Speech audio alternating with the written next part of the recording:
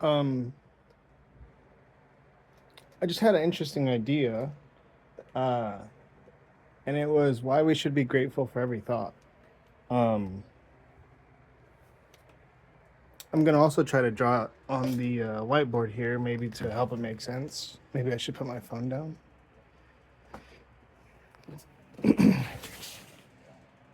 Oh, this is gonna be bad. It's gonna be bad. If you know ball, you know ball. Damn. And I know nothing. I don't even know how to move a lamp.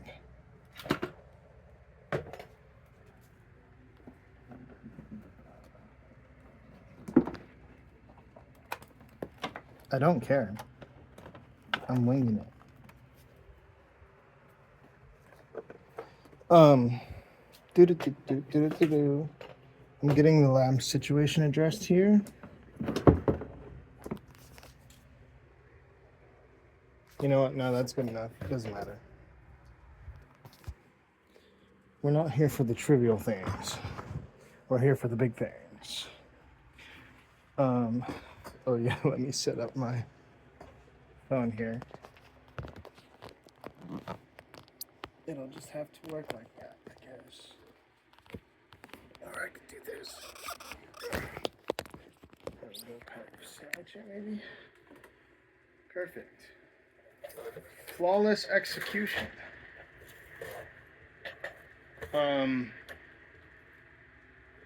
Yeah, so I think a lot of these thoughts to myself most times, and I thought, why not flesh out the idea more and try to upload it, see what other people have to say about it. So I'm gonna start just trying to upload videos of my thoughts and see, or other people's thoughts too, right? Because we kind of inherit thoughts or ideas, but we don't inherit gravity. It's always just there doing its thing. Not always. Sometimes it doesn't know what's up. Um. Okay, yeah. So you could tell I'm organized off the chain over here. What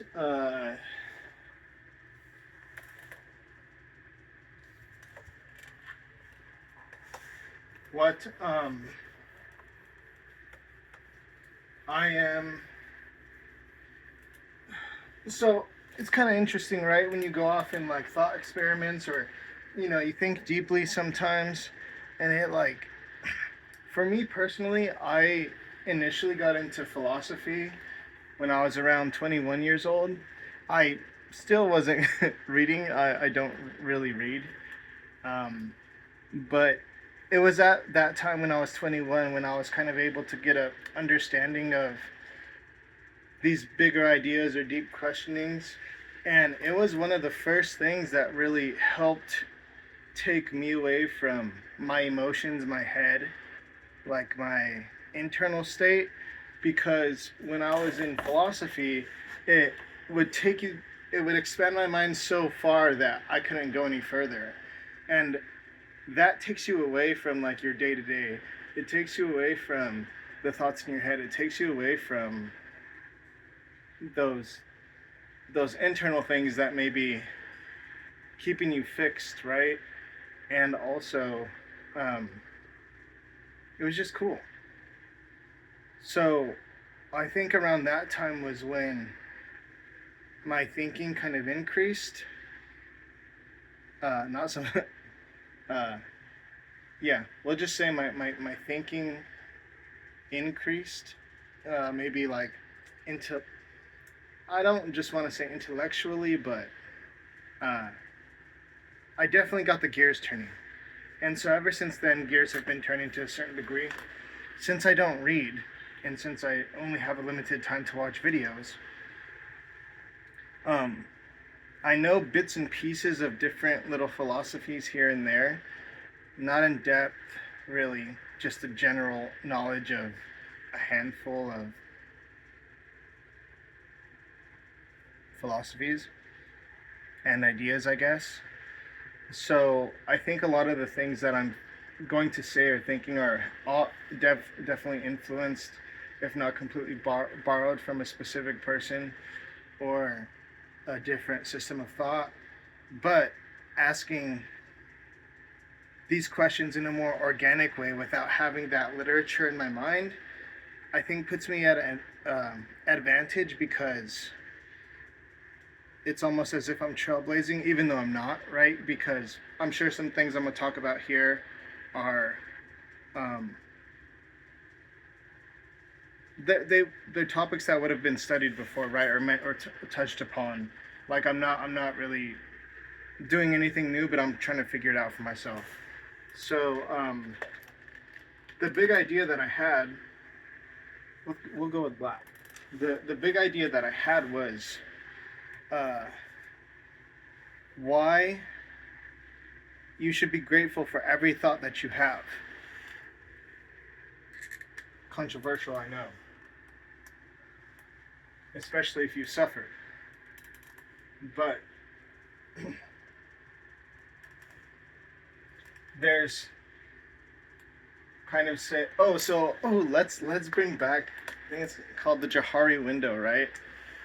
And this is crazy. I learned this in a communications class, and it's like insane.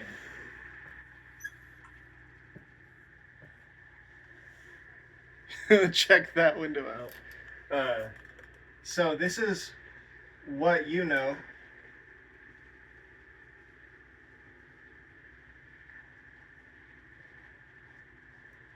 Right, so that's what you know. This is what you don't know.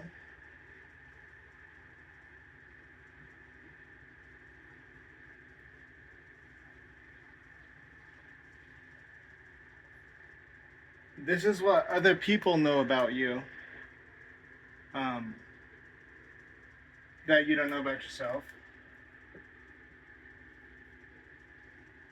And this is what you don't know and other people don't know. So it's always unknown.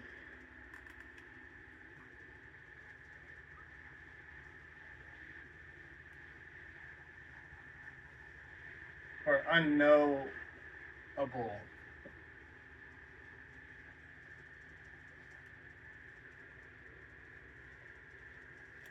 Unknowable.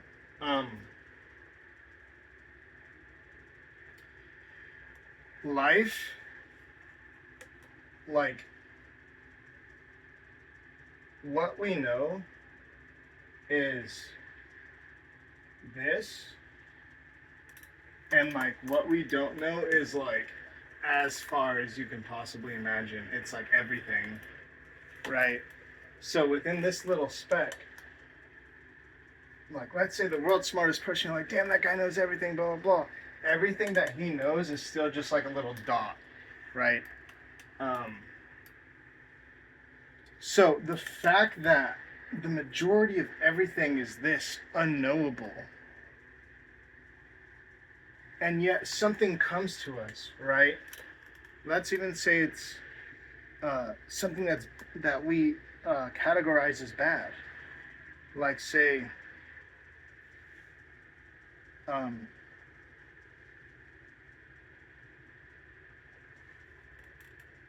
yeah, let's say, um, what are we gonna say? What are we gonna say? Chat. Um,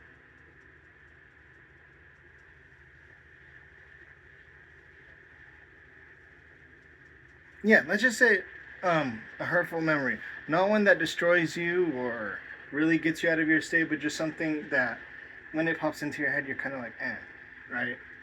Like, it has a negative impact on you.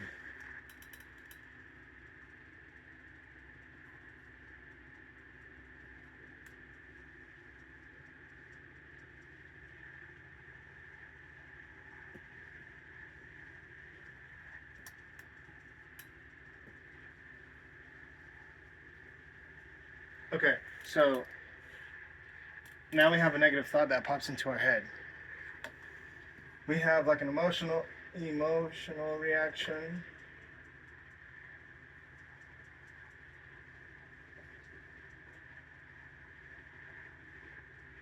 Whatever. Emotional reaction, judgment, an emotional reaction, right? A judgment about it, um, like a series of thoughts.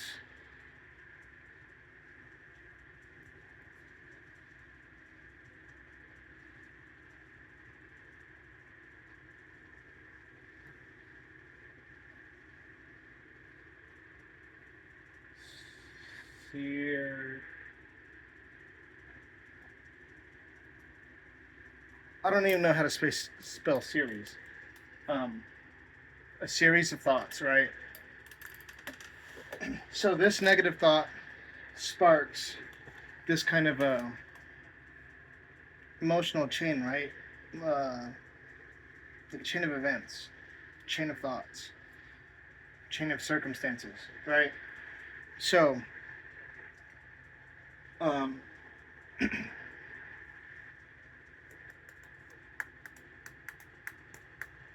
so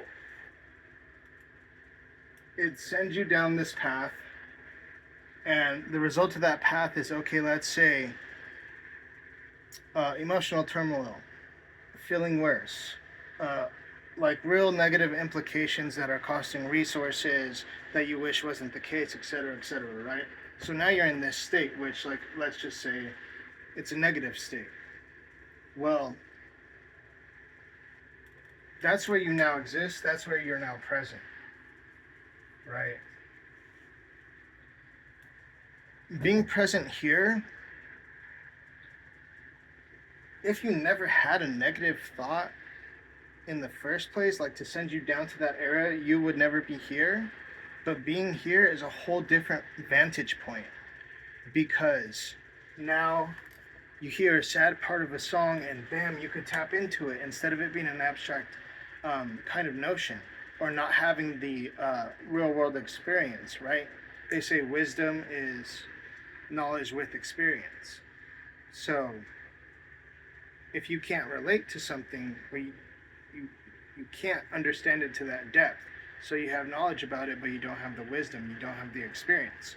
That's why when like there's a little kid telling you something or a little teenager or something telling you how the way the world is or something and you have all this knowledge but oh, let's see if that works out that way, or hey, there's all this that you're going to learn but you can't tell them, right? So that's wisdom. Being down these series of thoughts, nobody wants to be here. This sucks. But being here actually comes back up to here, right? And it does other things, right? It helps you relate to music. It helps you relate to someone who's going through it, right?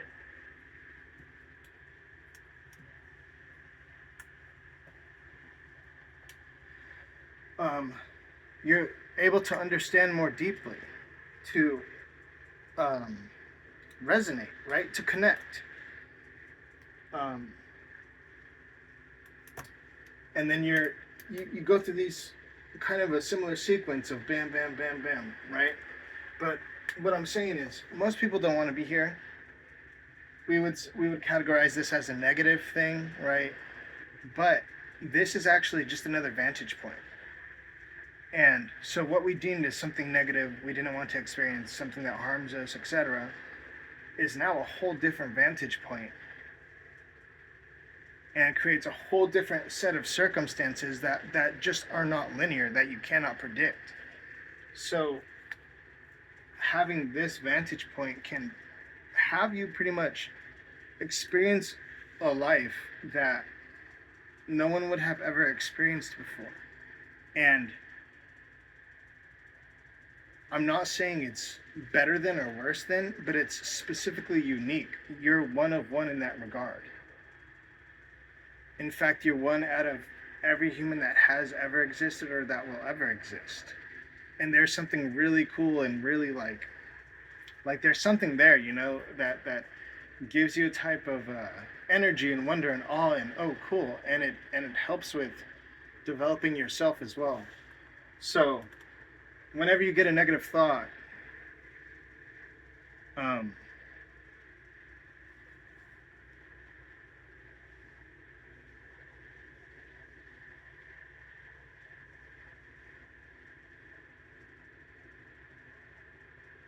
doesn't it have to be a negative thought? It could just be any thought in general, but it's uniquely your own. And this vantage point, even if someone can understand and relate to all this is still your one of one spot. Only you can have that thought. Um,